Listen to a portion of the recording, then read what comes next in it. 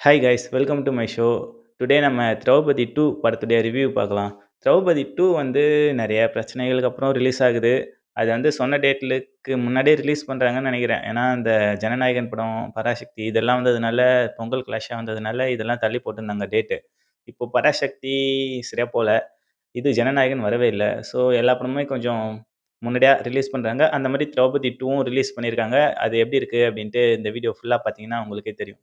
இந்த படம் ஆடியோ லான்ச்சுன்னு நெனைக்கிறேன். அந்த டைம்ல இந்த சின்மயி பாடுன ஒரு சாங் வந்து அந்த இந்த சாங் நான் வந்து அதான் அந்த சின்மயி சொல்ட்டாங்கல்ல, இந்த டைரக்டர பத்தி தெரியாம நான் போய் பாடிட்டேன் அப்படின்ட்டு சோசியல் மீடியாவுல கருத்து சொல்லி, அது பெரிய பிரச்சனையா மாறுச்சு. இந்த டைரக்டர் வந்து மோகன்ஜி. இவர் வந்து ஜாதி படங்கள் தான் எடுப்பாரு அப்படின்ற மாரி சொல்லி சின்மயியால நெறைய பிரச்சனை போச்சு. ஸோ, அந்த மாரி இஷ்யூலாம் கிரியேட் ஆயி, அதுக்கப்புறமும் நெறைய கான்ட்ரோவர்சரி தான் அந்த டைரக்டர் மேல. இவரு எந்த படம் எடுத்தாலும் ஜாதிய பத்தி தான்பா எடுப்பாரு அப்படின்ற மாரி. அது வன்னியர்ன்னு நெனைக்கிறேன். சரியா தெரியல என்ன கேஸ்ட்டுன்ட்டு. ஏதோ ஒரு கேஸ்ட்டு ஃபேமஸ் ஆக்கி, அதாவது அவங்க சைடு நியாயத்த மட்டும் சொல்ற மாரியான ஒரு படமா எடுப்பாரு அப்படின்ற மாரி நெறைய பேர் சொல்ட்டு இருக்காங்க. ஆனா, அவரு அந்த மாரி இந்த படம் எடுத்திருக்காரான்னு பார்த்தீங்கன்னா, இல்லங்க. இது வந்து கொஞ்சம் வேற மாரி இருக்கு. படம் ஸ்டார்ட்டிங்ல ஆரம்பிக்கும்போது பார்த்தீங்கன்னா, படம் வந்து 2 1/2 மணி நேரம் ஓடும். படம் ஸ்டார்ட்டிங் வந்து ஒரு 10 நிமிஷம் இல்ல 1/4 மணி நேரம். இப்போ கரண்ட்டா இருக்கிற ஜெனரேஷன் இந்த காலத்த வந்து காட்டுவாங்க. அப்போ வந்து அந்த ஹீரோலாம் காட்டுவாங்க. திரௌபதில இருப்பார்ல அவரு. ஸோ, இப்போ வந்து திரௌபதி 2வா அதனால ஒரு கதைய குடுக்கணும். அதுவும் ஒரு பழமையான கதைய இந்த 14ஆம் நூற்றாண்டுன்னு நெனைக்கிறேன். அந்த காலத்து கதைய குடுக்கணுன்றதுனால, ஒரு ஊர் பிரச்சனை கிரியேட் ஆகுற மாரி ஆகி, அது ஃபேமஸ் ஆகி, அது மூலியமா வேற ஒருத்தர் வந்து ஒரு கோவிலுக்கு போயிட்டு, பழங்கால கோவிலுக்கு, அங்கருந்து ஒரு பிரச்சனை வர மாரி காட்டியிருக்காங்க. அந்த ஸ்டோரி சொல்ற விதம் நல்லா தான் இருந்துச்சு.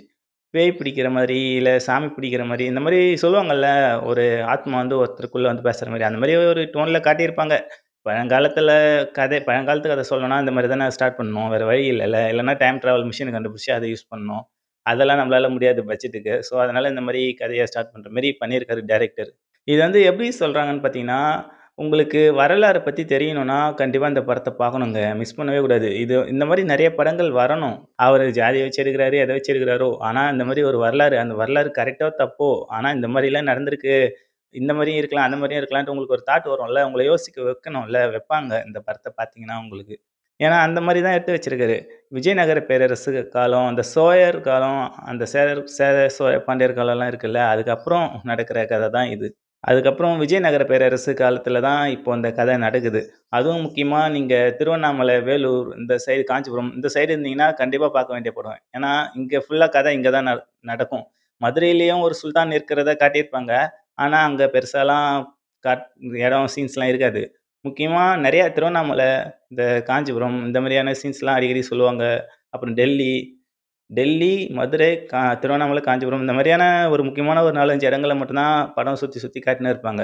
இந்த வரலாறுலாம் கண்டிப்பா தெரிஞ்சுக்கணுங்க. ஏன்னா, இது எப்படியா இருந்தாலும் ஃபுல்லா கரெக்ட்டா இருக்காது. கொஞ்சம் மாடிஃபை பண்ணி தான் எடுத்திருப்பாங்க. இருந்தாலும் நம்ம தெரிஞ்சு வச்சுக்கிறது நல்லது இல்லையா? நானுமே என் சேனல்ல திருவண்ணாமலை வந்து எப்படி உருவாச்சு அப்படின்ட்டு, அந்த எத்தன வருஷத்துக்கு முன்னாடி கிரியேட் பண்ணாங்க, அந்த கோவில உருவாக்குனாங்க அப்படின்ற மாரி, எந்தெந்த வருஷம்லாம் அத ரெடி பண்ணி மேம்படுத்தின்னு வந்தாங்க அப்படின்ற மாரி ஒரு வீடியோ போட்டிருப்பேன். ஐ பட்டன்ல தரேன் போயிட்டு பாருங்க. டிஸ்கிரிப்ஷன்லயுமே லிங்க் தரேன். போயிட்டு பார்க்காதவங்க பாருங்க. ஏன்னா, இதெல்லாம் மஸ்ட்டு தெரிஞ்சுக்கணும். கண்டிப்பா இதெல்லாம் பார்க்கணுங்க. ஏன்னா, ஒரு வரலாறு இல்ல. விஜயநகர பேரரசு ஆட்சி காலத்துல, இப்போ இந்த படத்துடைய கதைப்படி பார்த்தாக்கா, விஜயநகர பேரரசு அவரு வந்து அரசரா நட்டி நடராஜன் இருக்காருல்ல, அவர் நடிச்சிருக்காரு. இதுல ஹீரோ பேரு வந்து வீரசிம்ம காடவராயனோ ஏதோ சொல்லுவாங்க. சரியா ஞாபகம் இல்ல மறந்துச்சு. இது வரலாறு இல்ல. ஸோ, அதெல்லாம் மறந்தது நமக்கு நேம். அது சுத்த தமிழ்ல வர்றதுனால. வீரசிம்மன் தான் ஆரம்பிக்கும். வீரசிம்ம காடவராயன்னு நெனைக்கிறேன். அவரு வந்து விஜயநகர பேரரசு அரசருக்கு வந்து இணங்க அவர் கூடவே இருப்பாரு. அவருக்கு கீழ இருக்கிற மாரி. அவர் ஆட்சி அவரு முடிஞ்சிச்சுன்னா, அதுக்கப்புறம் இவர் தான் ஆள்ற மாரியான ஒரு பதவியில இருப்பாரு. இவங்களுக்குள்ள நடக்கிற கான்வர்சேஷன் எல்லாமே நல்லா இருக்குங்க. அவரு சொன்னதுக்காக உயிரையும் குடுக்குற அளவுக்கு இருப்பாரு இதுல. ஸோ, ஒரு நல்ல போர் வீரனா அதுல நடிச்சிருக்காரு அந்த ஹீரோ. நல்லா இருக்கு. அவர் நடிப்பு எல்லாமே ஆக்டிங் எல்லாமே கொஞ்சம் நல்லா நடிச்சிருக்காரு. ஃபைட்டிங் சீன்லாம் ஓரளவுக்கு ஃபைட் எல்லாமே நல்லா இருக்கு. அந்த மாரி பாட்டு வந்து நம்ம சின்மயி பாடிட்டு கொஞ்சம் இஷ்யூ ஆச்சுல்ல, அந்த பாட்டுமே வர இடமும் நல்லா இருக்கு. அந்த பாட்டுக்குமே கொஞ்சம் ஃபீலிங்ஸ் நமக்கு ஒர்க் அவுட் ஆகுது அங்கங்க. ஸோ, பாட்டும் சரி, படமும் சரி, ஓரளவு ஸ்டோரியுமே கொஞ்சம் நல்லா சொல்லியிருக்காங்க. திரௌபதி 1 பார்க்கல அப்டின்ட்டுலாம் ஃபீல் பண்ணாதீங்க. தைரியமா திரௌபதி 2 டைரக்ட்டா வந்து பார்க்கலாம். இது எல்லாருக்குமே கரெக்ட்டா புரியும். ஃபர்ஸ்ட்டு அந்த ஹீரோவ காட்டும்போது மட்டும் திரௌபதி பார்த்திருந்தீங்கன்னா, அதுல இருக்கிற ஹீரோ, அதுல இருக்கிற கதையில இருக்கிற மாரி ஸ்டார்ட் ஆகும். அது பார்க்கலனாலும் ஒண்ணும் பிரச்சனை இல்ல. ஒரு கிராமத்துல இருக்கிற ஹீரோ அதுக்கப்புறமேட்டு கோவில்ல போயிட்டு ஒரு இஷ்யூ கிரியேட் ஆயி அதுக்கப்புறம் இந்த ஸ்டோரிலாம் சொல்லுவாங்க. ஸோ, அதனால திரௌபதி 1 பார்க்கணும் அப்படின்ட்டுலாம் அவசியம் இல்ல. நேரா திரௌபதி 2 வந்து பார்க்கலாம். எல்லாமே பெர்ஃபெக்ட்டா பண்ணி வச்சிருக்காங்க. ஓரளவுக்கு எவ்வளோ மேனேஜ் பண்ண முடியுமோ, அந்த அளவுக்கு மேனேஜ் பண்ணி கதைய நல்லா சொல்லியிருக்காங்க 2 1/2 மணி நேரத்துல. இது வந்து ஜாதி படம் அப்படின்ட்டு நெனச்சுட்டு பார்க்க வருவாங்க. ஆனா ஜாதி படம் இல்ல. இது வந்து ஒரு மதம் படம். மதம் சம்மந்தமான படம். ஸோ, மதத்துவம் நெறைய பேரு இத எதிர்க்க வாய்ப்பு இருக்கு. முஸ்லீம்களும் எதிர்க்க வாய்ப்பு இருக்கு. அப்புறம் சில பேர் எதிர்க்க வாய்ப்பு இருக்கு. ஆனா, படம் வந்து எப்படி வந்துச்சுன்னு தெரியல. இந்த மாரி எடுக்கிற படம் சர்ச்சையா இதில நெறைய சர்ச்சை சொல்லலாம், சொல்லணும்னா. ஏன்னா, ஒரு வரலாற்ற எடுக்குறாங்க. இந்த மாரி தப்பா எடுத்திருக்காங்க, தப்பா காட்டியிருக்காங்க. அப்படின்ட்டு நெறைய இஷ்யூவ கிரியேட் பண்ணலாம், பண்றதா இருந்தா. ஆனா, நல்ல வேளை எதுவும் இஷ்யூலாம் கிரியேட் ஆகல. ஒரு வழியா வந்துச்சு படமும். படமும் நல்லாருக்கு. போயிட்டு பார்க்காதவங்க மறக்காம போய் தியேட்டர்ல பாருங்க. இது ஒரு நல்ல படம். ஏன்னா, வரலாறு வரலாறு ரொம்ப முக்கியம் இல்ல நமக்கு.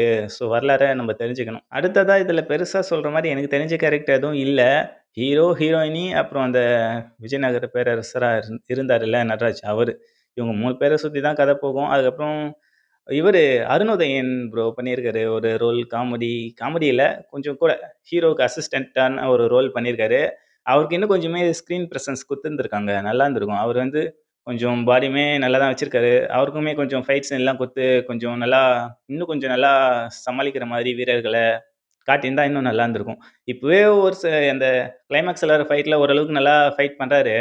இருந்தாலும் அவரு அம்பு மட்டும் தானே விட்டுன்னு இருக்காரு. மத்தபடி அருவாள் எடுத்து ஃபைட் பண்ற மாரி எதுவும் இல்ல. ஸோ அந்த மாரி வாள் வச்சு சண்டை போடுற மாரி கொஞ்சம் சீன்ஸ் குடுத்திருந்தா நல்லா இருந்திருக்கும். பரவாயில்லங்க. அருணோதயன் ப்ரோ வந்து இந்த மாரியான ஒரு ஹிஸ்டரி படமா நடிக்கிறாரு. நல்ல விஷயம் தான். இதுக்கு முன்னாடி கேப்டன் மில்லர் அருண் மாதேஸ்வரன் படம் நடிச்சிருந்தாரு. இப்போ இது வாழ்த்துக்கள் ப்ரோ. இவர் வந்து இந்த டைரக்டர் மூவி சாணி காகிதம் படத்துலயுமே நடிச்சிருக்காருன்னு நெனைக்கிறேன் அருணோதயன். அதுவும் மோகன்ஜி தான் டைரக்டர். அது வந்து செல்வராகவன் ஹீரோவா பண்ணியிருப்பாரு. கீர்த்தி சுரேஷ் பண்ணியிருப்பாங்க. ஸோ இவர் வந்து கொஞ்சம் ஹிஸ்டாரிக்கல் ஃபிலிமா பண்றாரு. பார்க்கலாம் ஃபியூச்சர்ல அருணோதயன் பெரிய நடிகரா வராரா இல்லையா? அப்படின்ட்டு.